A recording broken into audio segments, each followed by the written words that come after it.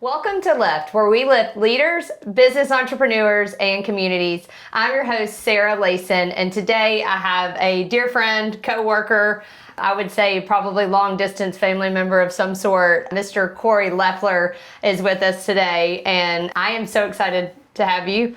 You and I talked about starting a podcast, 2 or 3 years ago? Yeah, it's been a minute, yeah. It's been first birthed, yeah. We finally delivered 2 or 3 years later. Anyway, I want Corey, I would love for you to share your story a little bit. There's probably going to be a lot of laughing, a lot of dry sense of humor in this episode. Corey is a man of few words, and yet this man has more stories than anybody I know. And so definitely tune into this one. You'll learn a lot, you'll laugh a lot, and I have a feeling get a lot of wisdom out of this podcast today. So thank you, Corey, for being here. Share with us a little bit about who you are.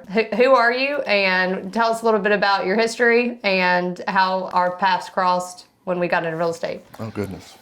Well, first off, thanks for having me. The fact that you're having to ask me to be on this early and scrape the bucket, I'm kind of concerned about the future of the podcast, but I know Dave Brown, maybe I'm going to get him out here to do one.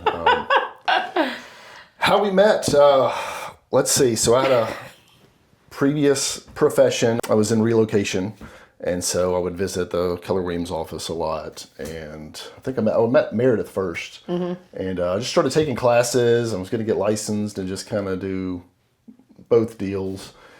Meredith said, "Hey, you need to meet with my friend Sarah. She's got some good information that can help you out." So we grabbed. If you remember, we grabbed lunch at Memphis Pizza Cafe. I remember I got a BLT pizza. I don't know, I thought it was a good idea, and I was like, "This is disgusting. I'm not gonna eat it." But that sounds like the right choice for an interview. Yeah, I don't know. But long story short, you were said, "Hey, what do you kind of want to do with this?" I said, "I think I kind of want to start my own team and go that route. That seems like what a lot of successful agents are doing." You said, "That's great. Like, join my team. I'll show you the back end of things that people don't realize, how the training, the systems and all that. And then you go start your own team wherever you want to." And I thought that was kind of crazy. I've never heard anybody say, "Hey, steal this information and then go do with it as you want to." And yeah. It didn't take long to realize there's a whole lot more to running a team than, just having a few meetings once a week. So. It's funny you say that. The first time I remember us meeting was in the office. I think we had maybe a second meeting, and I asked you where you wanted to go in 5 years. I think we had that whole discussion in the old office. Anyway, long story short, I realized early on that you are a coach and educator at heart. But tell us a little bit more. We're going to get into that in the podcast, but tell us a little bit more about who you are outside of work. Yeah. So, as far as my upbringing, I had an all-American, amazing life. I was the youngest of 3 boys. Parents, we grew up kind of in the country. It was kind of between where South Haven and Whitehaven met. We had like 100 acres we grew up on. Grandparents were down the road, so they were a big influence in my life.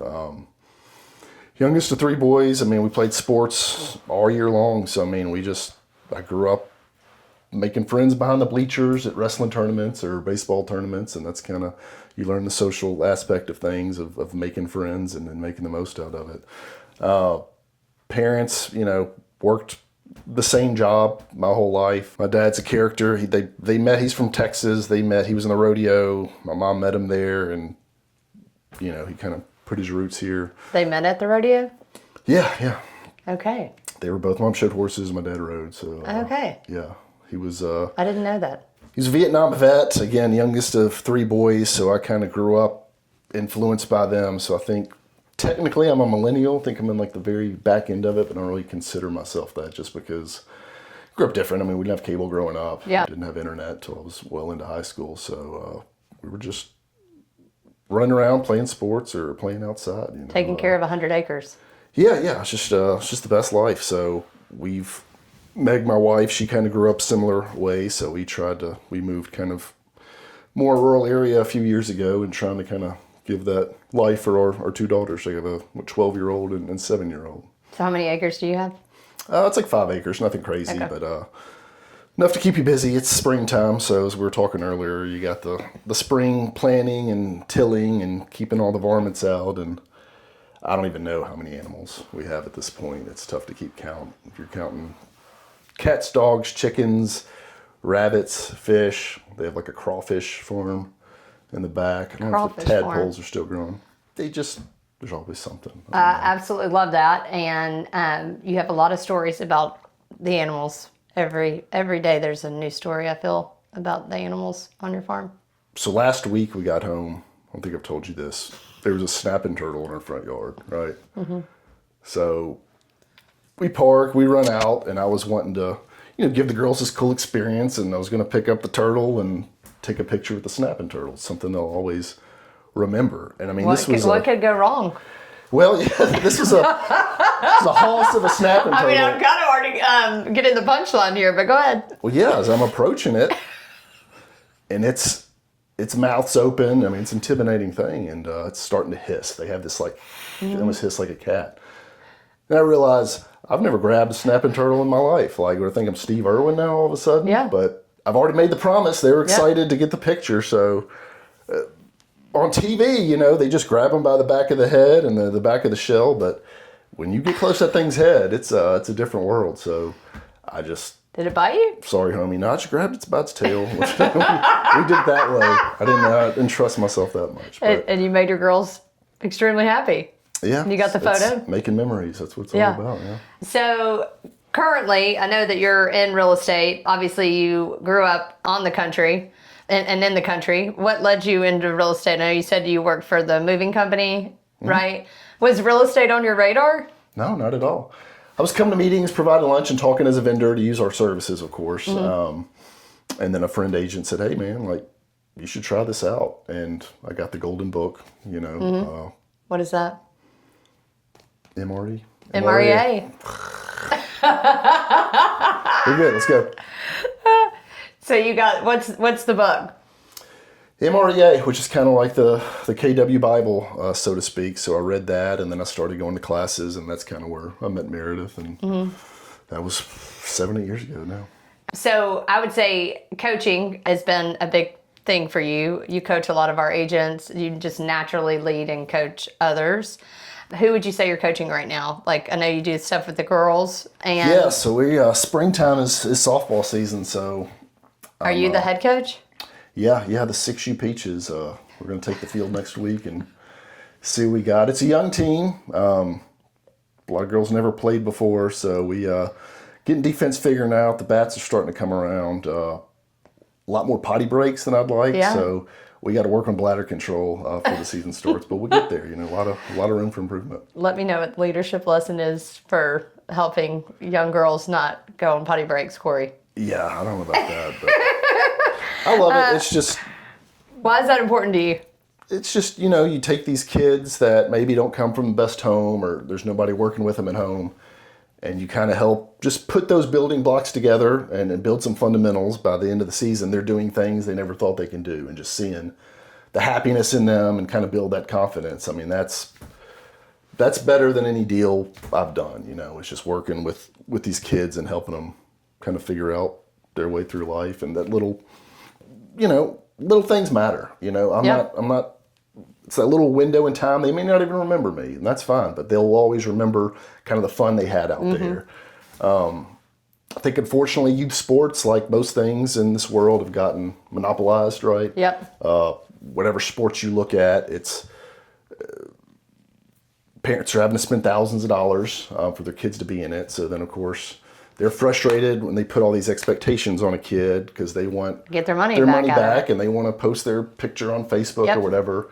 And I think, unfortunately, that gets in the way of a kid developing at their own pace. Yep. They're just having fun. I'm not talking about high school, teenage, college kids. I'm talking about kids. Let them have fun so they want to keep playing. And then we can keep adding those fundamentals as they go. But, just like I said, I love it. It's kind of my thing. I look forward to it all day, if I have a practice or a game later that day. Well, I would say, too, I think at that young age, you're teaching them, obviously, teamwork, but you're teaching them to appreciate the journey and the lessons after each play and after each game, instead of us putting all these expectations on our kids that winning is everything. We also are teaching them that failure is a bad thing, right? And how do you strategize after failure? And I think a lot of us, and I would say even me sometimes, I'm super competitive, as you know. I picked up on that over the years. But I will say, I mean, it goes back to we have to celebrate the journey and for our kids, because if not, then we're teaching them short-term thinking versus long-term achievements, right? Success. Yeah, no, winning's fun, and we don't win even at that age. I lose sleep at night because I didn't put them in the position. But like you said, like people who have six packs, they're usually confident people. Yeah. Right? Is that because they have a six pack, or is that because they did the work, the journey, and they did the things they were supposed to do to get a six pack? Yep. So it's all about the journey, not the destination. What lessons do you think you're teaching your kids right now as a coach? Yeah, things don't always go your way. You know, either you win or you learn. But what you can't do is take a loss, and whether that be in life or on the field, and then just say, well, that sucked. It was this person's fault or this person's fault that I lost. Yeah. You know, sometimes you got to look inward and become better. You know, is that harder for you with girls? I mean, you grew up with two brothers, so how do you soften that approach? So because I don't really soften approach. I mean, Ava, I think gets a tougher me than probably Pruitt. How does that work for you in coaching them? Well, just coaching girls and in a female-dominated household, I think it's not what you say, it's how you say it. Yeah. And I've had to learn on how to deliver messages, maybe different than the way they were delivered to me. Yeah. And that's fine. It's just, everybody's brain's a little different. So you can still get the same message, but you got to be a little more tender sometimes. Yeah. How you word things. Well, I would say that's interesting for you, just because I've never even thought about it, but you're in a house full of girls. Yeah. And you came out of outside of your mom, right? All boys. That's quite the switch. Yeah, no, there was, I was the younger brother, so I was the wrestling dummy, and, you had to get thick skin quick. And with daughters, it's a little different because they hear everything. Yeah. And what I say to them, they're going to share. Yeah. And they may hold on to, it may some just same thing I yell at in frustration that they'll remember 20 years later, so try to be very cognizant of what I say and how I say it. Well, you said the 6U Peaches? Peaches, yeah. Okay. Hit it hard. So y'all say some prayers for a winning season? Or a turnaround season, sounds like. That's the plan, yeah. We're going to learn. All right, that's the goal. Okay, so you're one of the most consistent people I know. How did your upbringing and early work experience shape who you are today? Because, I mean, you consistently show up and do a lot of the, I would say, boring work, but the necessary work in sales. So how would you say your younger years shaped you and trained you for that? I mean, I think anybody who knew me growing up would say I'm a pretty bounce off the wall, go with the flow guy. So I didn't really develop consistency until I joined the team and really, for the first time ever, set goals. Like, I don't really. Like, I was I do not believe that. D+ student my whole life. I was not. Most entrepreneurs are. Yeah, I mean, I was a dreamer. It's a daydreamer, but no, I think I've just learned again. When we started doing 411s, all right, here's your yearly goal. Well, let's divide that by 12. Here's what you need to do each month to get there. So what are you going to do this week to get there and really break things down? And I've learned just recently, really, like, if I write things down, I'm much more likely to get it done. Yep. And Meg, my wife's learned that. She can say, hey, honey, today I need you to do this, this, and this. I'll be lucky to get one of the three things done. But if she writes it down or texts me, then it's like, okay, these are the tasks. Got to do it. Chunking down simple tasks to execute on instead of, and chunking it so that you don't feel like it's so overwhelming that you just completely shut down. How do you eat an elephant? Yeah, one bite at a time. That's it.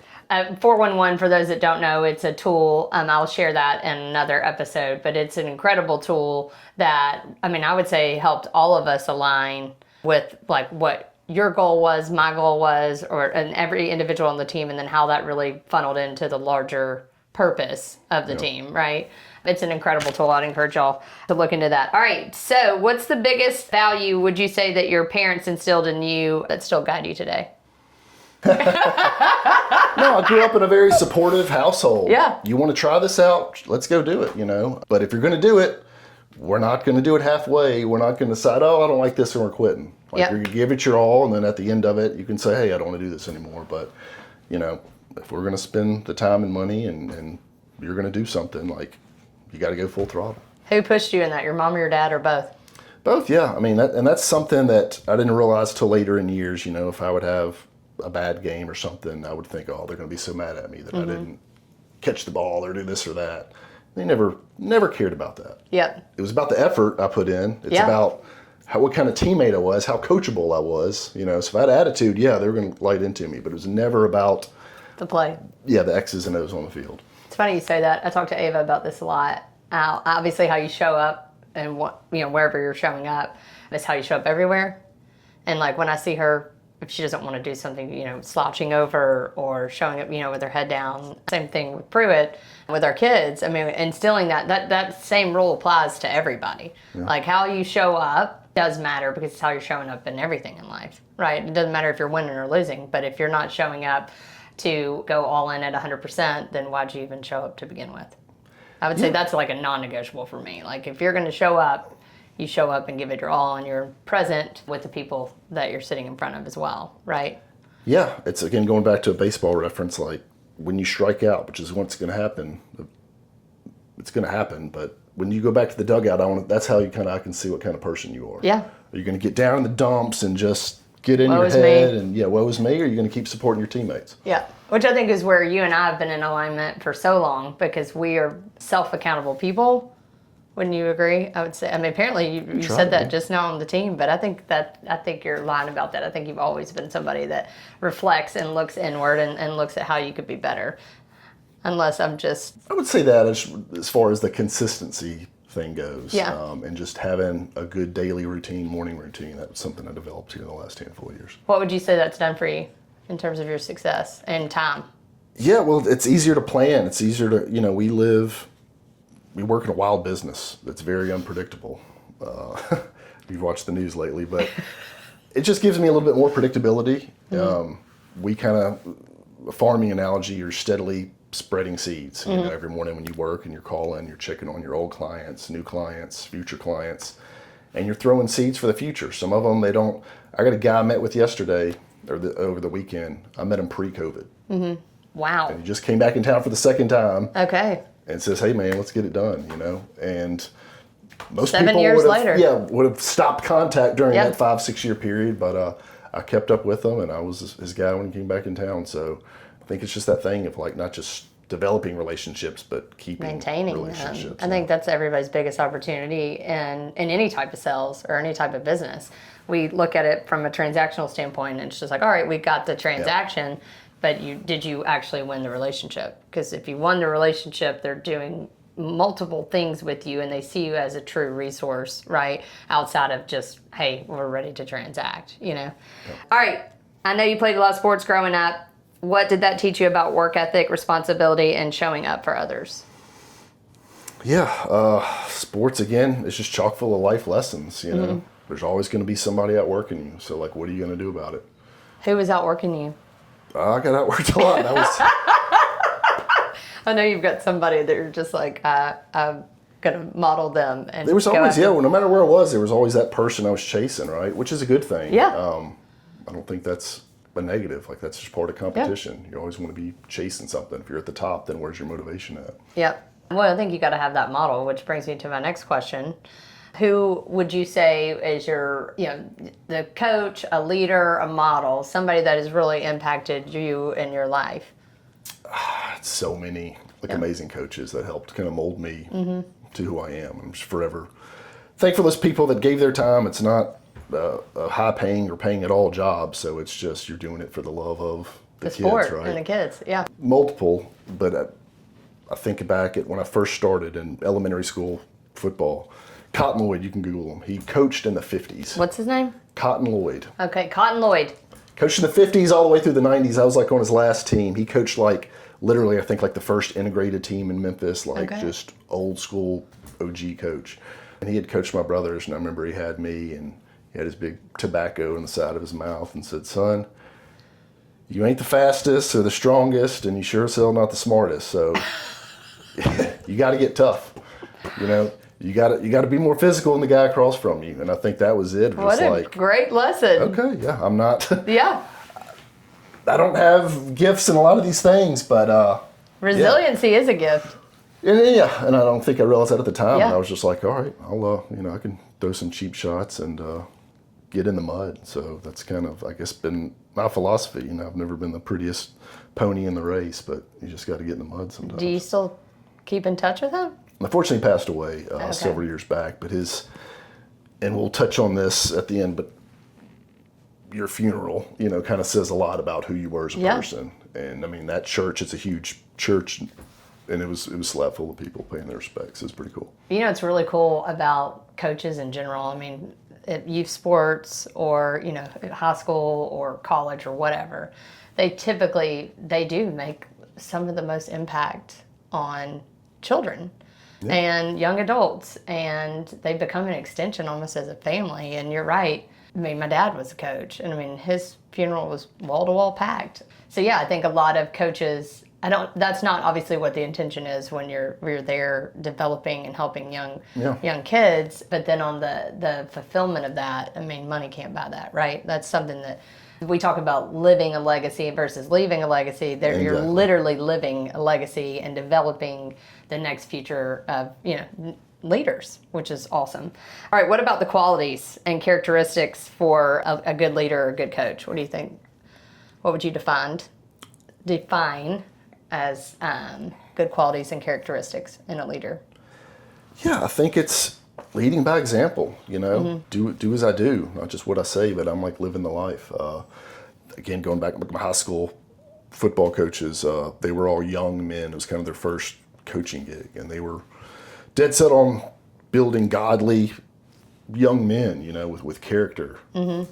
And again, winning games is fun. That's part of the process. But like, who are you when things don't go your way? Who are you off the field? How do you carry yourself? Because that's when people are always watching. Yep.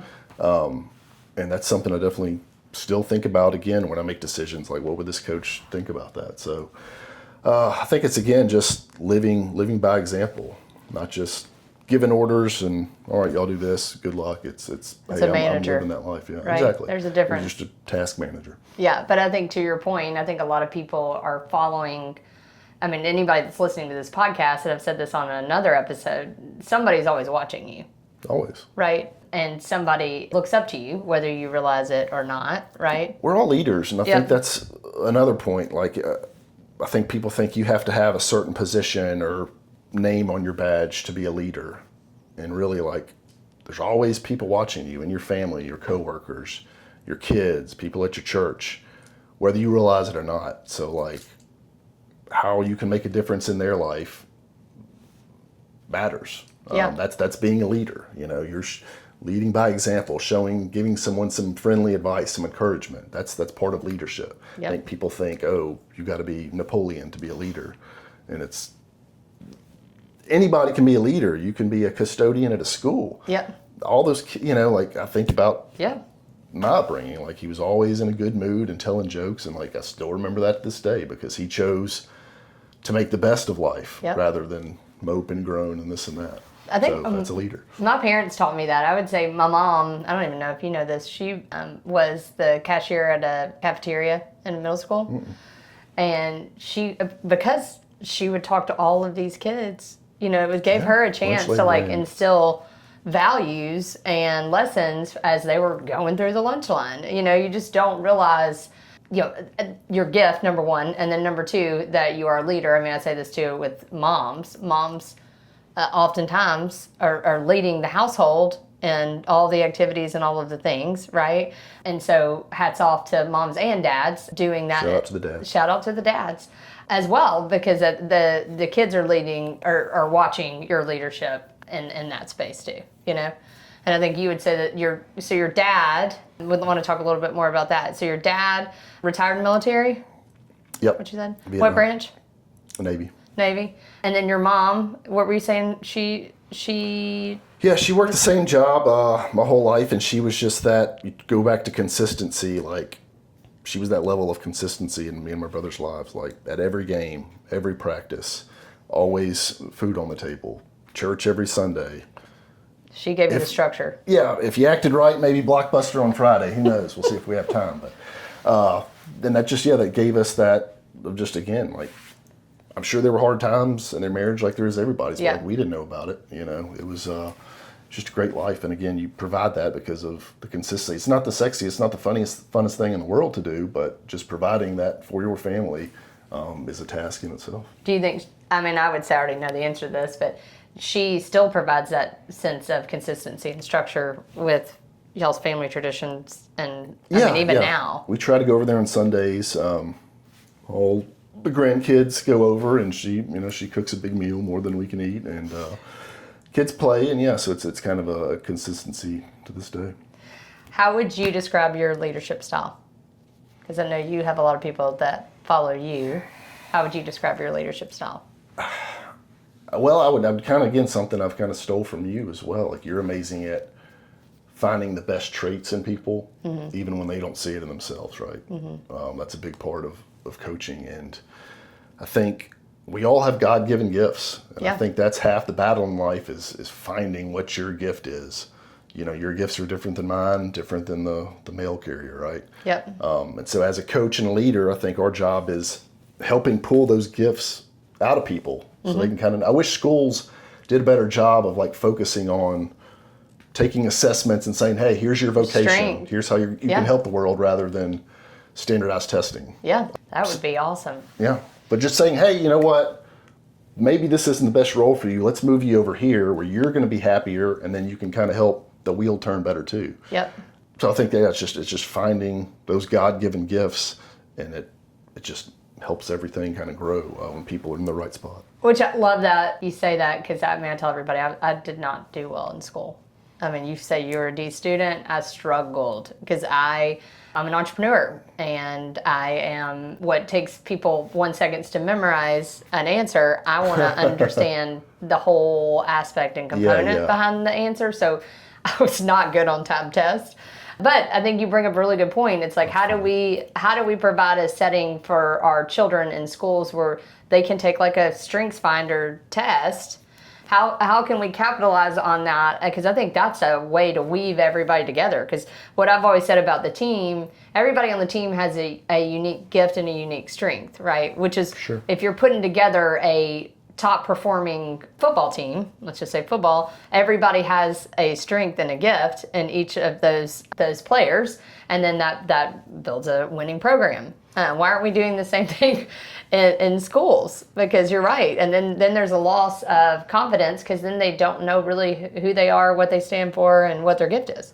Yeah, it's a lot of wasted time floundering through life, and we've all been there. I'm no better than anybody else, but I wish I kind of knew, hey, here's the things I'm good at, here's what I'm not good at, instead of trying to put that square in a round peg. Educators, this would be get the strengths finder. It's awesome. It's a great assessment, and maybe they'll come out with one for kids, strengths finder for kids. Something, that would be awesome. I like that, Corey. All right, I want to talk about family, and you told me this question was not off limits. So Corey and I both have a shared kind of experience. Both of us lost our fathers when we had young kids. And while I know it was a very trying time for you. I think you had like literally just joined the team and gotten into real estate. And, watching you go through that. And I know on the outside you looked very calm in demeanor. I'm sure on the inside was a different story. How did you navigate that? Yeah, that's just life, right? Didn't always go the way we planned it. My dad had a long, drawn-out battle with Alzheimer's. Wouldn't wish that on my worst enemy. How long? Oh, good. It's probably five plus years, which is, we're thankful to have that time, because lots of times when you're diagnosed, it doesn't last much further than that. But yeah, I think what I've learned from that, obviously, appreciate every day. Let the people you love know how you feel about them. Sometimes guys, we're not always the best at expressing emotions. So that's definitely a journey I'm on right now. But again, going back to the funeral thing, I think that just kind of shows your legacy is at your funeral. Just the stories I would hear from his buddies and coworkers. It kind of made a sad thing into a kind of a fun thing. My dad was a character, so just hearing some kind of those crazy stories, and then kids he coached, when I was a kid, showing up. So It's a powerful thing. So yeah, just be thankful for every day and take lots of pictures. Like, Yeah.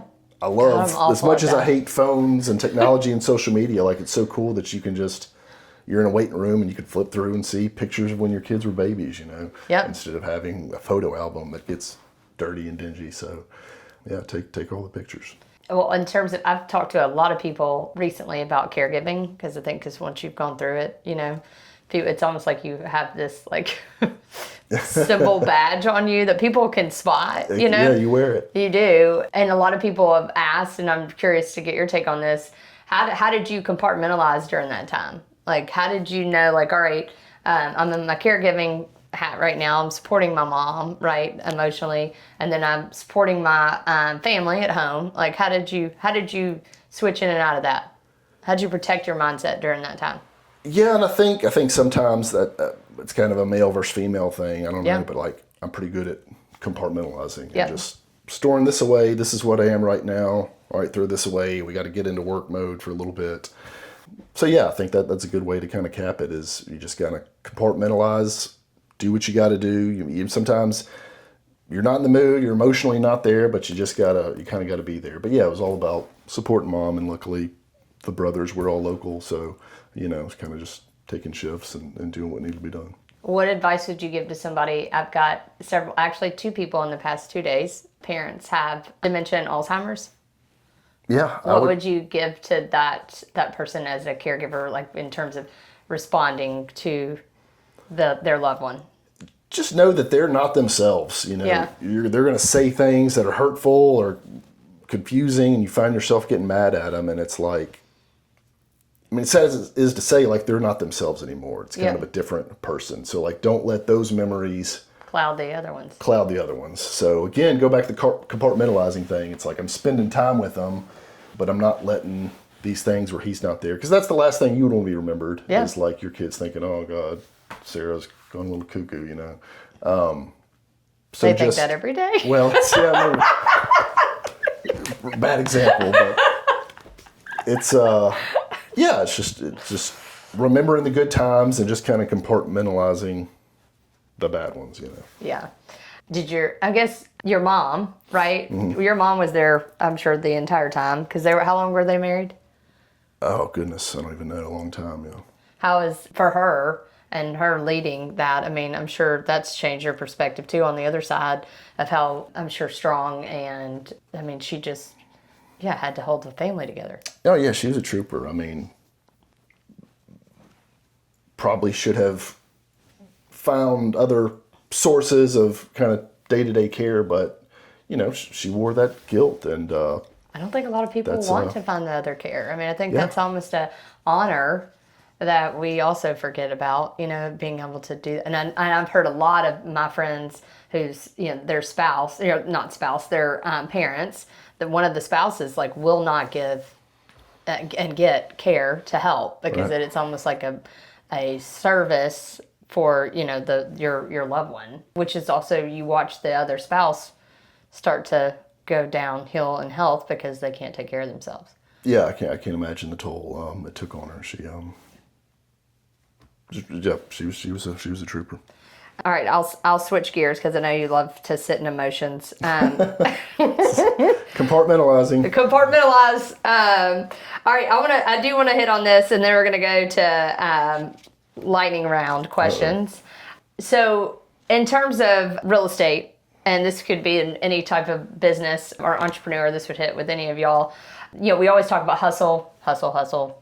Who's working the hardest. And while I believe in hard work and I believe in doing hard things, I also think we have to compartmentalize that a little bit.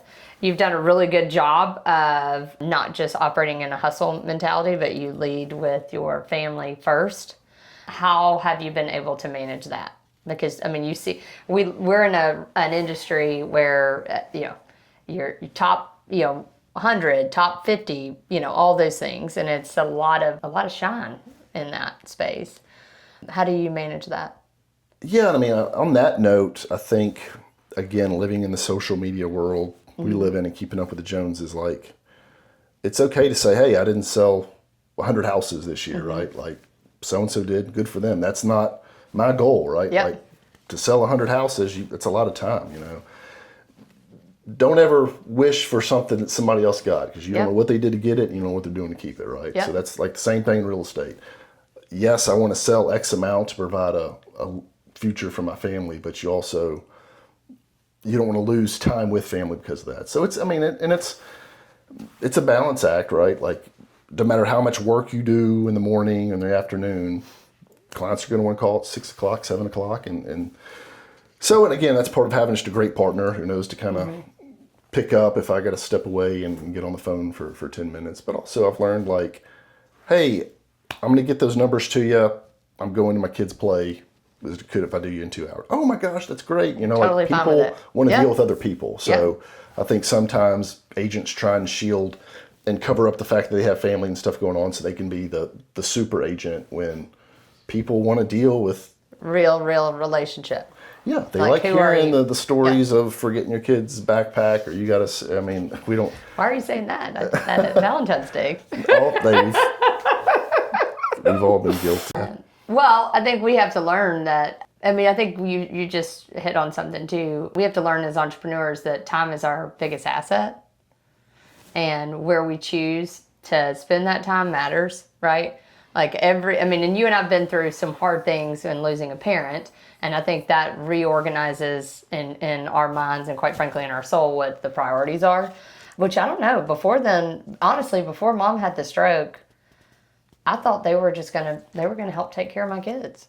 Like, I felt pretty confident. I had a live-in babysitter, and what was I thinking? And God has a way of, obviously, He has a plan, and that I had to shift my mentality overnight, right?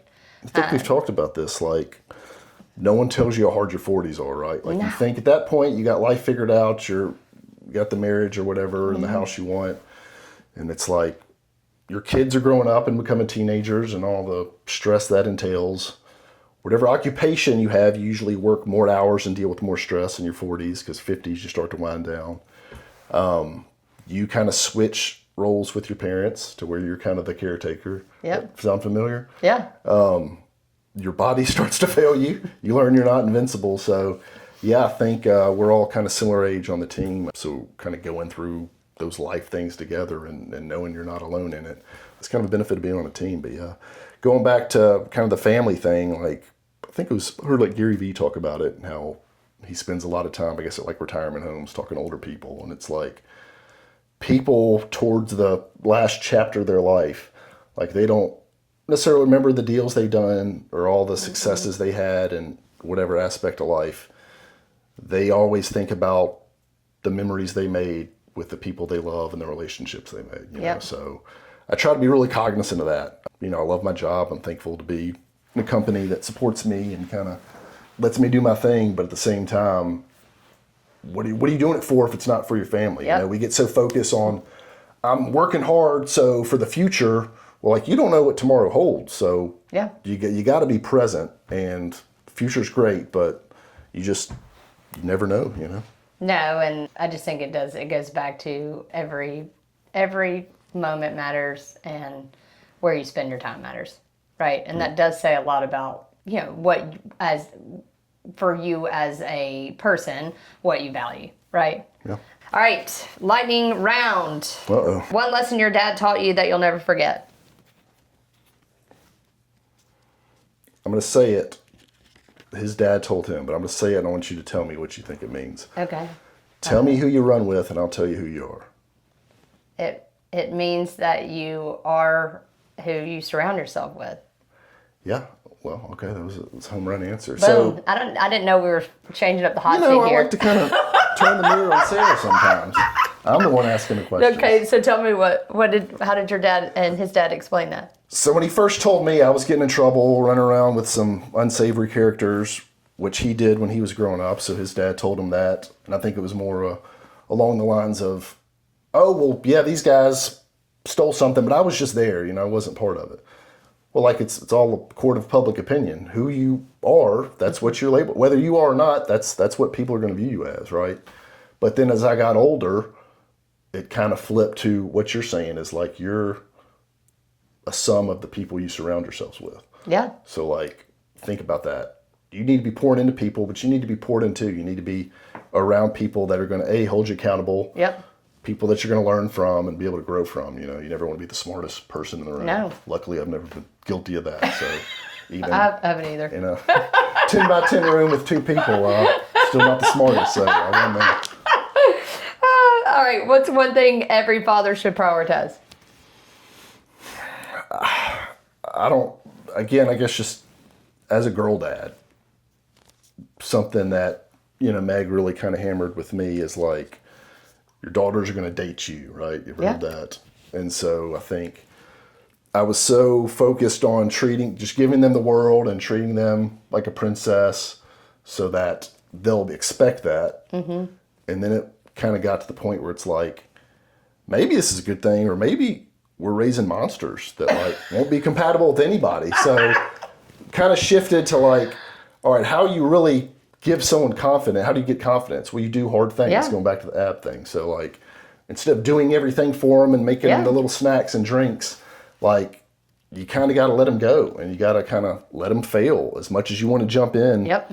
They got to go through that to then get through hard things, which then really ultimately builds confidence. Yeah. So I think that's been kind of a mindset shift in the last few years with girls. I'm sure it's the same. I'm sure for Meg though, because I know I can say for me with Ava, I'm stricter on her. Oh yeah. Because I feel that it's going to be harder for her, and so I've got to toughen her up. Yeah. And while Scott's kind of that pushover. Yeah. And he wants to, treat her. I mean, and she is a princess, but I need her to be a hardcore princess that can walk into a room and take up for herself and have the confidence. They say that most people in general are deathly afraid of death and public speaking. Oh, okay. And so I've been really adamant about getting her in front of people to do that because AI can't replace that. Right? Like, how do you teach your girls the confidence to stand in a room and command a room? Actually, after this, I'm supposed to be on her podcast, so we got to wrap this up. Whose podcast? Ava. She has her own. You didn't know that? Oh, yeah. Ava Grace does. Yeah. It's called Ava's Hour, coming to another YouTube near you. All right. One value you refuse to compromise on. Ava's World. Just being straightforward. I hate having to, when someone tells me something, decipher what they mean. You know, like, don't sugarcoat things. Let me know. Yep. If I didn't do something, as a leader, if I didn't do something you like, tell me instead of saying, oh, you did a great job. And so when it comes to like my clients, I just try to give it straightforward. Yep. There's probably sometimes better way I can word things, but I'd rather be very honest and direct so that we can get directly to a honest and direct answer to that, Well, I think a lot of times that builds trust. I think a lot of people avoid it, but it does build trust. Yeah, don't put hard conversations off. Yeah, like have it so that now we have time to figure out an answer. Most of the time it's not as bad as you think that conversation is going to be too. Yeah. Well, I think if it's rooted in you care and genuinely care about them and you love them and you want to help them and serve them, then the hard conversation is 100% worth it. Yeah, here's the problem. How can I help you get through that problem? All right. Discipline or motivation? Which do you prefer? Discipline or motivation? Well, I mean, without discipline, what is motivation? It's just an emotion. Yeah. It's just a happy feeling. And we share the videos in team meetings, or watch a motivational video and oh man, that's exciting. That's good. And then you kind of forget about it the next day because you don't apply the discipline to it. So you got to have discipline or it's nothing. It's discipline makes you show up even when you're not motivated to do so. That's it. No. Respect or recognition? Which do you prefer? I want people to recognize how much they respect me. Yeah. No. That's interesting. That's Michael Scott. No, I think, you know me. I mean, I'm not a big glitz and glamour guy, so I just want people's respect for sure. Yep. I often say this is a leadership lesson, and we're wrapping up. As a leader, if you're a leader of any organization, not everybody's going to like you. Yeah. I do ask that I hopefully can earn respect, but not everybody's going to like me, right? Yeah, leadership's it's not easy. No. But. All right, last but not least that we ask all of our guests, favorite karaoke song. Go. Sarah, that's too overwhelming of a question. In college, me and a buddy, we used to do NSYNC on karaoke night, and like the roof would come off the place. Like people be throwing money on the stage. It was like it was a scene. And what was it? It was Ba Ba Ba. Ba Ba Ba is your karaoke go-to song? No, now there's now back in the Windjammer days, maybe a little Hank Williams, Keith Sweat, and it's kind of morphed, of course, in the Disney era. I'll rock some Gaston, but yeah, for the girls. Yeah, Meg would say we did karaoke. It was like a couple's night, and we're doing karaoke, and everybody was outside, and I was doing what's the Aerosmith song from Armageddon? Don't Want to Miss a Thing. Yeah, Don't Want to Miss a Thing. That's a great one. People were, I'm clinically tone deaf. Yeah. So whenever I would do karaoke, I thought people were kind of laughing with me until I realized she filmed me one time singing. And I was like, that's an app. Like, that, I don't sound like that. Who is that person singing? And that was you. Yeah, put on a good show, but yeah, just American Idol's not going to be calling anytime soon. Apparently, you like the dancing and choreography behind it is what you're telling me. Yeah, more of a thematic singer. Got it. Well, thank you for being on the podcast. I really, really appreciate it. 3 years, 2.5, whatever, years later, we finally did it. We did it. Look at you. If this episode resonated with you, there's probably somebody else that would love to hear it too. Please hit the subscribe button and share with your friends. Thank you for joining us today on Lift. I hope everybody has a great day. Thank you. Until next time, step up and serve well, friends.